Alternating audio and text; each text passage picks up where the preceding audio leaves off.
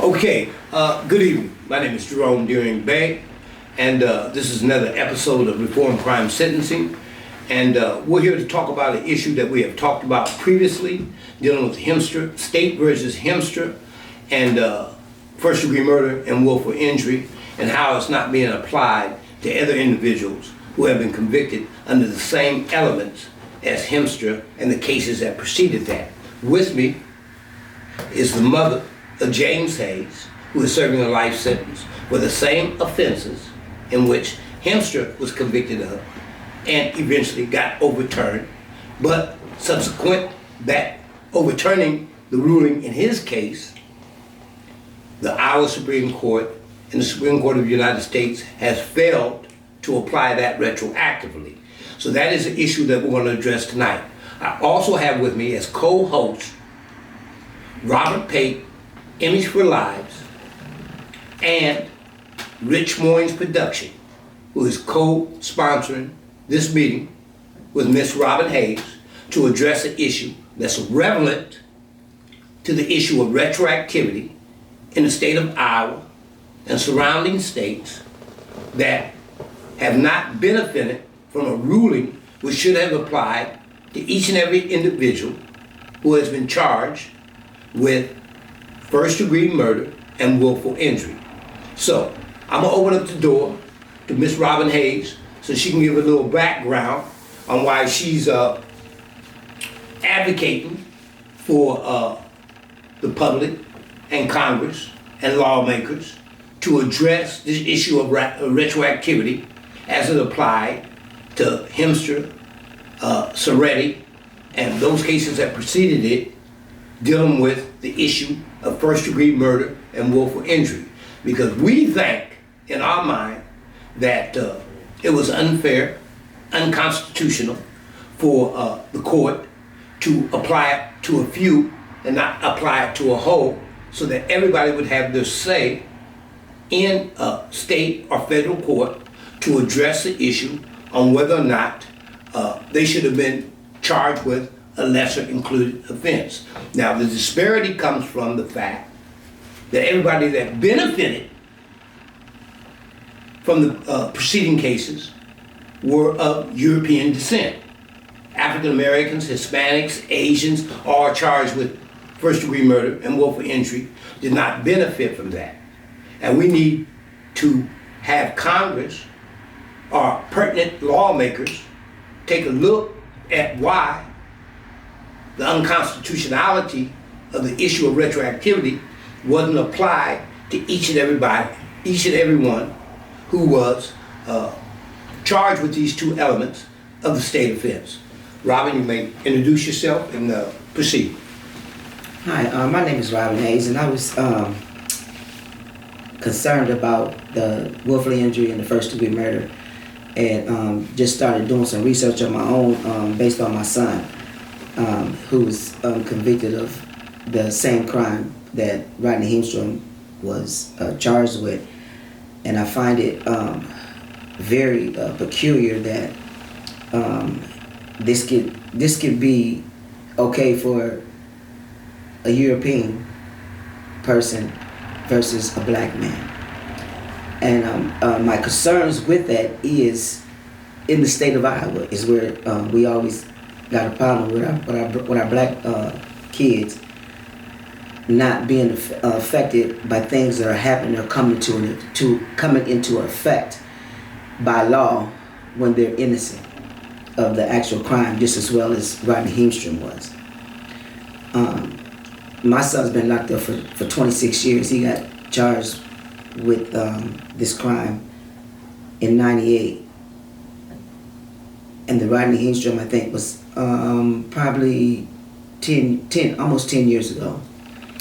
And I just feel that something needs to be done to rectify these mistakes that the Iowa courts are doing with our children. I just think maybe if we could come to some kind of Congress meeting or lobby some of these laws that are affecting our children that we should be able to make things happen around here in the state of Iowa. This state of Iowa is the only place that I know of or heard of that life is life. You know, my son got a life sentence for something that he didn't even do. He was wrongfully accused and got charged with the wrong charges. And with that, I'm going to turn that over to Pate. Hi, and thank you guys for giving me the platform here. I appreciate it. First of all, I'd like to say I don't really know much about the comparison of the Heemstrom case as it relates to your son's case. But I saw it's hard for me to get real in depth and in detail on that. But I can say that there are some resources out there that can help you get to where you're trying to get to, which is the bottom of this, some more understanding, possibly some help to open some eyes, you know, for some people that maybe need to see it. And so I don't have that information in front of me right now, but I'll make sure that I get it to you. Okay. And also, I understand, you know, where you're coming from with the first degree murder case being first degree without the possibility of parole. In the state of Iowa, that means that you get no relief, that there is no probation, there's no possibility of parole. You have to spend the entire amount of your life in prison. But yet you can go 3 hours down the road in Missouri and the law is completely different. And a life sentence then is only maybe 20 years or 23 years, maybe less, I don't know. And so in comparing that, there's inconsistency that I agree with that should be dealt with. There should be more consistency with that. I mean, I always look at it, I try to look at it in a manner favorable to society these days, rather than so much myself to try to give me a better opinion and a better view onto how a lot of this stuff is done behind the scenes, and I'm learning a little bit more. So, one thing that I always try to look at is if someone took a family member or a child or something like that away from me through murder, these laws were set and established, long times ago where, times were a lot different. And I think now, times have changed where, we need to really look and see what's going on. And I think the state has made some changes. I think when it comes to the justice system in this murder, I mean, now they're looking at capital murder, bringing that here. So there's a whole lot to look at. I want to say, have you been involved with in community activities and making your voice heard at the state council, any type of levels like that? No, but I plan to. Yeah, I would say that that's a good place to start because they have navigators that can get you there faster, to get some kind of answers and to let your voice be heard. Okay, let me piggyback off of what Mr. Pate said and what Ms. Hayes said. First of all, the individual we're talking about is James Hayes. He's currently incarcerated at Fort Dodge Correctional Institution. He got sentenced back in 1998 or 1999. As Ms. Hayes said, he has 26 years in on a life sentence. And as Mr. Pate said, in Iowa, there is no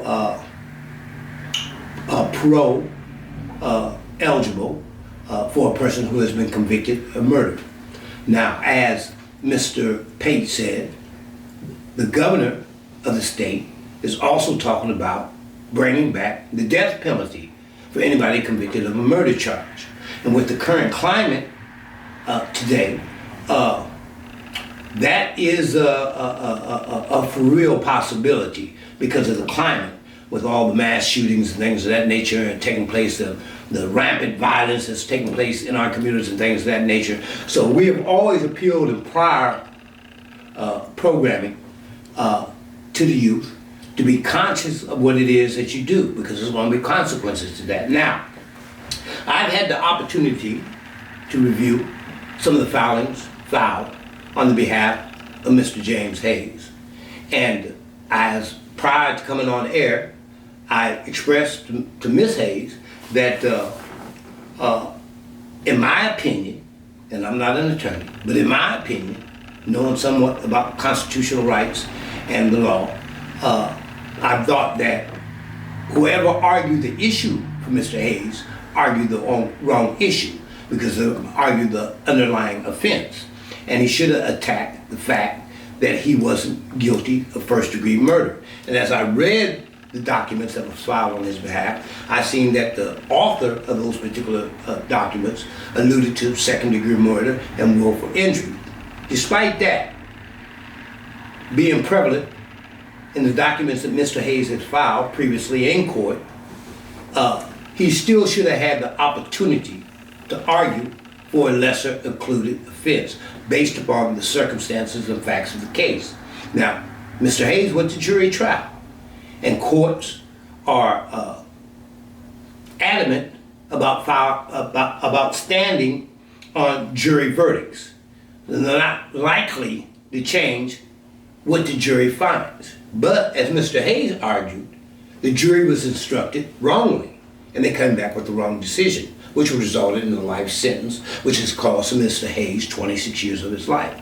And again, I would agree with Mr. Pate about advocates out here who are proponents of making sure fairness and constitutional law is applied to the law as it relates to each and every individual.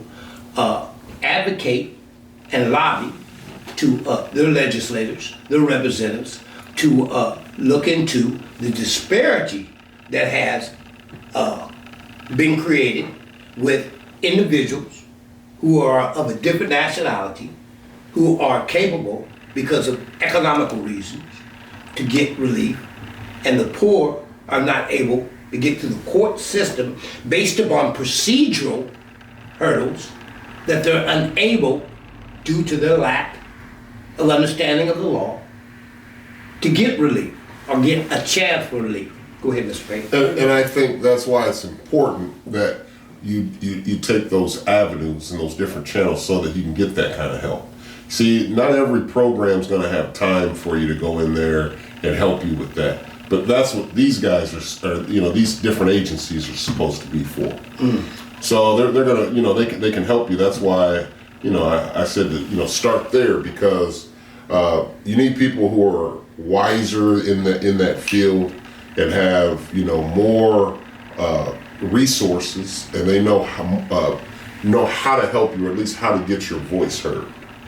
And then not only that, but it gives us more relief because we get more knowledge and understanding of what's going on the other side of the fence too. There's always two sides to everything, and it's good to get both sides of the understanding. That's one of the things I've learned.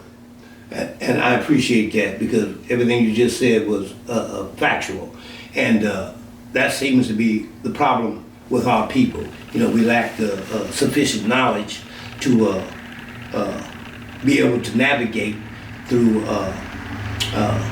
the sources that are either imposing oppression or have resources to aid and assist us in our fight for fairness in life. And again, like I said, I'm under the opinion that James Hayes has got a raw deal based upon the fact of the representation that he had. Now, naturally, people will push back on that concept for the simple reason the United States likes to purport that, they're the best in everything. I'm not saying that they're not. I'm not saying that. What I'm saying is that there's areas where we fail in. And as far as representation goes, historically, we have always been underrepresented as a nationality of people. Now, I have the mother of Mr. James Hayes here, and I would ask you, Ms. Hayes, what is it that you would like to communicate to our viewers regarding the issue of retroactivity as it relates to your son and other nationalities of people? The retroactivity of the case has to be one and the same charge, which you said that he had filed the wrong motion. The retroactivity is what I've been actually searching to see what it is and how I can have that applied to my son based on the information that I've been reading. And so far, like the Rodney Heemstrom case is, that he went and told on himself. Whereas my son, the willfully injury is what actually made him, because he was involved in this incident. He was wrongfully accused, but he was there, which is different from what Rodney Heemstrom was charged with, what he was charged with, because he went and told on himself. So now I'm just trying to figure out how to apply that retroactivity towards the motion that he's already filed, or if in fact I'm on the right path with the retroactivity, because I have to try to make the retroactivity make it to the Supreme Court, right? Mm-hmm. I'm learning as I go, and I've been doing this for 26 years, and I've been home because I was incarcerated myself. But ever since I've been home, and like you were saying, to try to reach out to people, it's easier said than done. Because I remember this movie where this lady was on TV trying to help her son. I don't know if you guys remember it, but I was doing the same things that she was doing, you know what I'm saying, to free her nephew that got caught up with some boys that was in the Navy, and he was a brother, and the white boys put him in the bed with a white girl, and the dad came in and they locked him up based on that. And that's basically the same thing the way Iowa does with these laws, you know what I'm saying, with our black kids. So I'm like not trying to deter myself off, but as far as the retroactivity, I'm learning. I got to figure out, how to apply it in the proper perspective when it comes to law, because each word in the Webster Dictionary means something. It doesn't mean the same as you, said, or he. When it defines itself, and I have to figure out. Can I ask you a question? Did you write the motion for him? Did you write this up? No. Oh, okay. Mm-mm. I'm just wondering, how did we get to the wrong argument? How did he have the wrong argument? Well, let me interject here. And you've been in state prison yourself, Mr. Pate. Yes. Okay, now, what happens is you have jailhouse lawyers, or you get the federal public defender's office in a particular state to represent you in a court of law. 9 times out of 10, if you got a jailhouse lawyer, they're going to take an argument, present the argument, and it may not be the right argument, but they're arguing off the fact that they think this might be a correct argument. Is it too late for him to make the correct argument? Well, as we review his case, we haven't come to that assessment yet, for the simple reason, as I told Ms. Hayes, I think that the issue that should have been argued was the retroactivity of Heemstra. Now, they touched on a lot of different cases that alluded to the Heemstra decision prior to Heemstra being decided. Schiller and those line of cases, Soretti and those line of cases. That's what Heemstra relied upon and got the relief that he got. But the state court came back and said in the post-conviction relief motion that Mr. Hayes filed was that he argued the underlying offense. Okay. And willful injury is an underlying offense, that which was charged to the jury. But he was convicted of first-degree murder. I understand. Now, moving forward with that, I guess, how long or when will it be determined if he's out of time to file or continue this post-conviction relief? and to move on with this process. Well, an issue that's addressing retroactivity is usually filed 1 year after the date that the Supreme Court hands down in a particular case that may be applicable to the issues that he needs to raise. Well, I hope that he is within that time frame. Well, as it stands right now, based upon the motions that I have and the documents that I've reviewed, he's beyond that particular point in time, which means nothing. For the simple reason, there may be procedural vehicles available to him to invoke those procedures which would give him an opportunity to argue for retroactivity.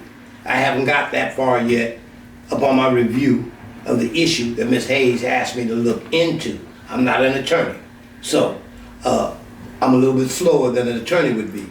So I really don't know, but based upon the reports that I have received from the media, the Iowa Supreme Court has closed the door on allowing individuals who is charged with first-degree murder and willful injury from invoking the same rule of law that benefited everybody prior to the filings that Mr. Hayes made.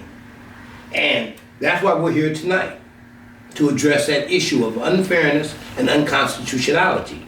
Because if in fact, individuals that are charged with the same crime, that everybody that preceded Mr. Hayes in filing these motions got relief from, at least in the interest of justice, they should have at least had the opportunity to submit a viable claim addressing the same issues that every other individual who has preceded them.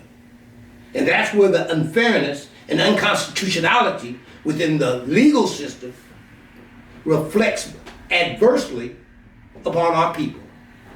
Well, Ms. Hayes, I would say that if there's anyone out there that could help in assisting Ms. Hayes and Mr. Darren both, in this matter, please reach out. And do you have a telephone number that they could have or some type of way of contact? Yeah, I could be reached at area code 641-781-1492. I answer my phone just about anywhere I'm at, so you can reach me anytime of the day. Also, you can contact Reform Crime Sentencing and or rcsnow.org at 515-865-7305 if in fact you're with a legal firm and you provide pro bono assistance so that we can look into whether or not we can breathe life back into the issue of retroactivity as it applied to State versus Hemstra, or State versus Soretti, or State versus Shurley, as it relates to the issue of retroactivity, so that we can get another look into qualifying whether or not retroactivity should be an opportunity. We're not saying that the state courts or the federal courts should provide relief to each and every one of these individuals that have been charged with this dual crime relief. That's not what we're saying. All we're saying is give an individual an opportunity to petition the courts under the issue of retroactivity to challenge whether or not they were wrongly convicted of first-degree murder using the elements of willful injury as a predicate to establish first-degree murder. And that's all the issue was about. And I would like to say that I thank you guys for your time. This was a wonderful discussion. I was blessed to be a part of it. But before I exit, I just want to say, don't give up on this case. Don't ever give up, because you have people that's willing to help, people willing to donate their time. Jerome Darren is willing to do it. He's been here. He put this together, invited me to come in. There's people out there listening and viewing that will be willing to help and will reach out. You have to believe and have faith and trust. One thing that I'm seeing is that the state of Iowa is doing a lot more than what I thought to try to help people. There's all different types of agencies. Now, you might not know about them, And that's not necessarily their fault. You see what I'm saying? Because it's open. Things are open to the public that a lot of people go to that we don't look into to try to find out and tap in and find out what's going on. But what I'm saying is the state is doing a lot to try to help families. Which one? Who's the state of Iowa? You giving the state of Iowa a lot of credit. No. When it comes to this law. No, not this law. I'm not talking about not this just law. this personal law, but I'm saying as far as anything that you're requiring about. I'm trying to figure out. I mean, you saying one thing, but it's like you're not giving me any no leads as far as like places to go. You said I will give them to you. Oh, okay. I told you that. I'll give them to you. I told you that in the beginning. I said I'll give you a list of stuff to help you with this. Oh, okay. I didn't hear you say that. Yeah. I just thought you said that you had some places that was doing and helping people. Okay, but I heard him say it. Oh, okay. And with that being said, Mr. Pate is peculiarly situated in a position to where he can provide you with names, lobbyists, representatives, lawmakers that can put you in the right place to where that you can seek out help. Doesn't mean because of your fight and because of your son's fight that help is going to manifest itself. All he can do is put you in that direction. He can't guarantee once you get in that direction that the individuals who are charged with providing you the assistance that you need are going to actually provide the assistance that you need. I mean, truth manifests itself, and I agree with what you say, because truth doesn't need any support. I was born and raised here. You was born and raised here. Mr. Pate was born and raised here. We know the history. Yeah. We know the history of Iowa. That's why I can relate to you, where you're coming from. Yeah. You know what I'm saying? But you can't, Right. there's some things that you can't relate to where I'm coming from, and I can only try to help you, but it's not going to come through this little interview, this little time. I know. But hopefully I can guide you and direct you into some avenues that'll probably open your eyes to some things and be of some help. And so that's our purpose and our intent in accord with Rich Moyne's production and all the individuals who are out here on the front line who are trying to advocate for productive change, effective change that will have an impact upon our communities. And I'm just like you, Ms. Hayes. I'm so steadfast in my feelings based upon my history, based upon my experience dealing with the apparatuses that are associated with the criminal justice system here in Des Moines. That I'm opposed to anybody who purports to put forth a positive spin on a dialogue that we are articulating at a particular point in time. Let me finish. Okay. But I understand that this is a new era in time. And this new era in time calls for individuals who are a lot more adept than I am to voice opinions. And they're, like I said, situated in those positions to aid and assist us. And as Mr. Pate alluded to, you need to contact him so that he can put you in a position to access the resources that you need to access to address the issues that you need to address. We're also, rcsnow.org, Rich Moyne's production, is going to do everything in our power to aid and assist you in the direction that you're trying to move forward in. But that doesn't mean, because we assist you in that you're going to get the relief that you seek for your son. If in fact the facts support a particular conclusion, that conclusion is going to be reached. And there's nothing that we can do about that, because you're dealing with individuals who are in the criminal justice system. And historically, once a person has been convicted of a crime, the state or the federal government does not, let me emphasize that, like to overturn those convictions. Because by overturning those convictions, that's going to show that the prosecution in them cases were ineffective or inept. And that's not a good look. Well, I think also it's when we change our mindset, you know, from looking at it it's hard to look at this in a positive way, especially when you have a son that's serving a life sentence. You know, I sympathize with you for that.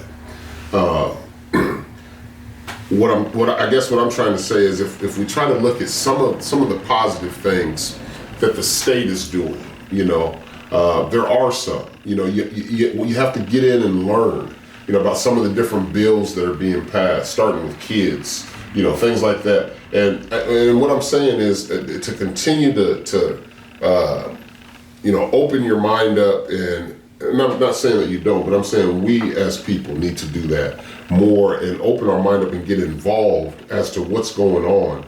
Then we might have a little bit more say-so in matters like this, and at least we would have more knowledge. You know, we would have different friends, different people that we may know that could help us through these type of situations, you know, other than what we already have. I mean, Rome Darren is only one man, you know. He can only help so many people. He only has so many resources. There's other people that can help and get to the bottom of this quicker. He may be the person that can lead you to them. You know what I mean? But there's all different ways in which this works together for victory. Because this is what I like to accomplish is victory. And I know that it doesn't get done by just one or two people. It gets done as a team. Well put, Ms. Pate. In close, Ms. Hayes, is there anything else you would like to say to our viewers? Just that I'm, you know, just trying to get all the help that I can for my son. He was 18, 11 days over being 18 when he got incarcerated. And he's been filed just about every motion that as a kid, and I thought that was, you know, very smart of him to have taken his case to trial, because that's how he opens up the doors to be able to do all these other motions. You know, he keeps asking me, have I exhausted all the remedies? And I was like, I don't know. I said, I don't think so. I said, your remedy is done when God's got the final say on the remedies. And you know, he's a Muslim, so it's always Allah, you know. So with that being said, I just, you know, hope the listeners out there try to reach out to me or Pate or Jerome to try to get me some help or some assistance, because I've tried everything. I've even, you know, offered, you know, some of the best attorneys at least $10,000 to help me with my son, and they still, you know, there was nothing that nobody's willing to do. I'm not understanding why the state of Iowa just, you know, as lawyers, you know what I'm saying, when you offer somebody some money, you know what I'm saying, what is wrong with this case that y'all can't just pick it up and just look at it? All I want you to do is just read it. I went and got file after file and just went to lawyers and, you know, just told them just read it. I put it on their laps and just read it. So I'm just asking that you guys at least hear my cry. And I'm trying to do this podcast too with Jerome, because I do have a page where it's a mother's cry. And again, just reach out to, you know, one of us, and they could get in touch with me, or like I said, my number is area code 641-781-1492, because I can use all the help I can get. And with that being said, I want to thank Rich Moines Productions as a co-sponsor, Image for Lives as a co-sponsor, and RCS Now as a co-sponsor. In this particular episode here, we plan to do another episode with Ms. Hayes on her experience being incarcerated, and we hope to give her the assistance that she needs.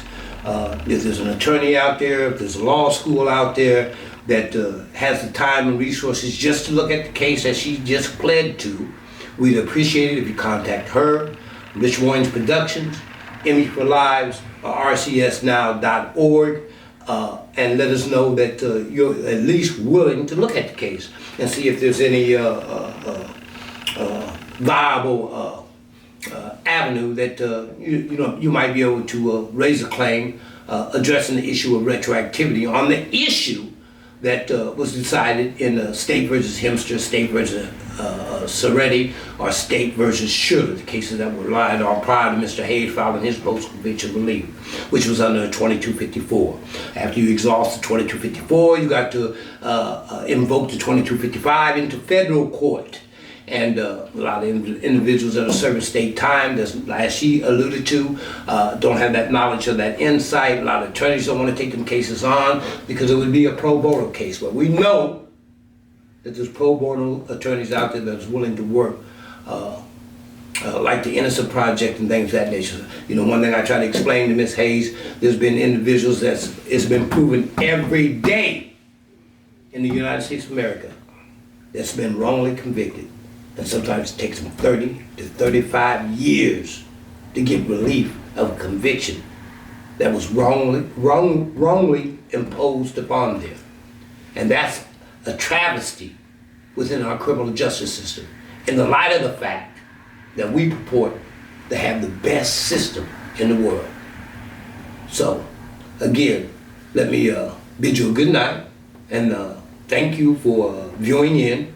And our next episode will be with Miss Hayes again, dealing with her experience in federal prison, women federal prisons, and the issues she faced upon her reentry, and how she's doing today as she continues to progress with her life. Thank you, and have a good night. Thank you. Thank you.